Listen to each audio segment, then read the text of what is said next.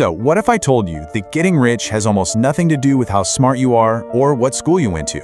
Today, we're diving into the key lessons from Harv Eker's Secrets of the Millionaire Mind, a book that says your financial success is all about your internal programming. Let's get right into it. Everything in the book really comes back to this one powerful idea. It's not your IQ, it's not your background, and it's definitely not just luck. Your bank account is basically a printout of your internal programming, what the book calls your financial mindset. And here's the real kicker. Most of that programming happens completely subconsciously. We just soak up all these beliefs and habits about money when we're kids, and they can end up holding us back for our entire lives, without us even knowing why. So, what are these secrets exactly? Well, the book breaks them down into these major mindset shifts and some really practical habits. We're going to walk through the most important ones, and we'll start with something super tangible, how the rich actually manage their money. All right, first up, let's look at the nuts and bolts. See, it's not just about earning money. The real magic is in what you do with it after it hits your account. Eker uses this brilliant little analogy. Imagine a kid who drops his 1 scoop of ice cream. Would you hand him a 3-scoop cone? No way, right? The book argues money works exactly the same. You have to prove you can handle the money you already have before the universe is going to trust you with more. And that right there is the first huge split. It's not about how much money you make, it's about how well you manage it. The wealthy build systems for their money. Everybody else, they just spend it. So what does this system look like? Eker suggests this simple but really powerful 6-jar method. Every single dollar that comes in gets split up. 50% goes to your necessities, rent, bills. Then 10% goes into your financial freedom jar. That's for investments. Another 10% for long-term savings, 10% for your education, 10% for giving away. And here's the fun one. A final 10% goes into a play account, and you have to spend it every single month on things that make you feel good. The point isn't the amount, it's building the habit of managing your money. Now this brings us to a super important shift in how we even define wealth. It's not about your paycheck. The real number, the true measure, is your net worth. That's everything you own minus everything you owe. That's the scoreboard that actually matters.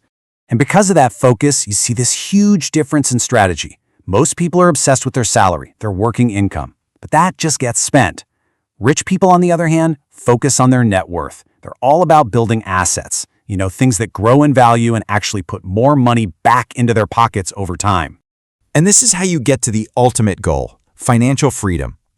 Look, the wealthy work hard, for sure, but then they put their money to work for them through investments. They create passive income so they don't have to work forever. Poor people only know one way, trading their limited time for a paycheck. Okay, so once you have the money management systems in place, what's next? Well, the second huge difference is the mindset toward opportunity, ambition, and even risk. Eker tells this great story about when he was opening his first fitness store. His goal wasn't just one store, it was to open 100 stores. His competitor just wanted one. Now, who do you think got rich? It's what Eker calls the law of income. You get paid in direct proportion to the value you deliver to the marketplace. If you think small, you only help a few people, and your income is going to reflect that. Here is another massive mindset shift. So many people get stuck in analysis paralysis, right? They're always waiting for the perfect plan, which, let's be honest, never actually comes. The rich, they see an opportunity, they get in the game, and then they adjust as they go. They know you can't see the entire road from the starting line. You just got to start driving.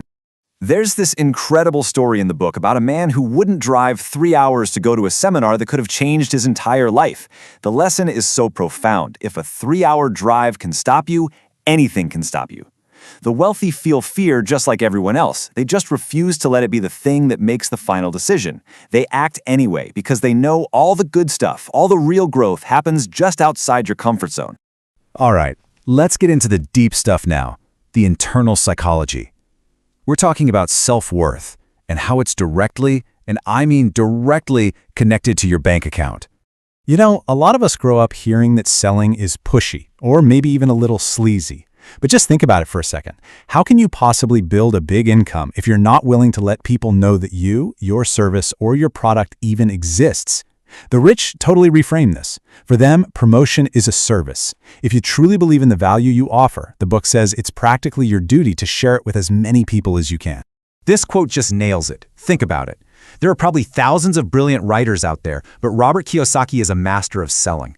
And that's the difference maker. You can have the best thing in the world, but if nobody knows about it, you don't have a business. Have you ever seen someone drive by in a really nice car and had that little thought, ugh, rich jerk? Well, that resentment is a massive wealth blocker.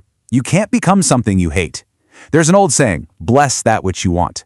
So when you see success, admire it, bless it, and tell the universe, I'll have one of those too.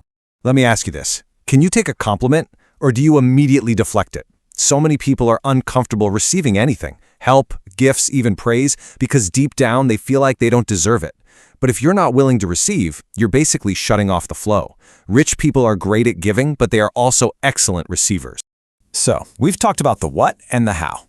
But now we've got to get to the most important part, the why. Why do these different mindsets even exist in the first place?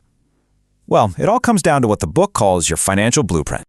Think of this like the master program that's always running in the background of your life. It's the reason why lottery winners so often lose everything, and it's also why self-made millionaires who go broke can build it all back again. Their internal money thermostat is just set to a completely different level. And here's how it all connects. It's a chain reaction. Your childhood programming creates your thoughts. Your thoughts create your feelings. Your feelings drive your actions. And your actions produce your results. So if you want to change your results, your bank account, you can't just change your actions. You have to go all the way back to the beginning and rewrite the source code. You have to change the programming itself. So where did this programming even come from? Eker says it was installed in 3 main ways when you were a kid. First is modeling. You just copied how your parents dealt with money. Second is verbal programming. All the things you heard over and over, like money doesn't grow on trees or rich people are greedy. And third, specific incidents. Those big emotional moments around money that left a really deep impression on you. And all of this leaves us with one final powerful thought. The number one belief of the wealthy is this: I create my life. Once you understand your own programming, you finally get the power to change it. So the question for you is, are you consciously writing the script for your financial future? Or are you just unconsciously reading the lines from a script that was handed to you a long, long time ago? Because the choice, ultimately, is yours.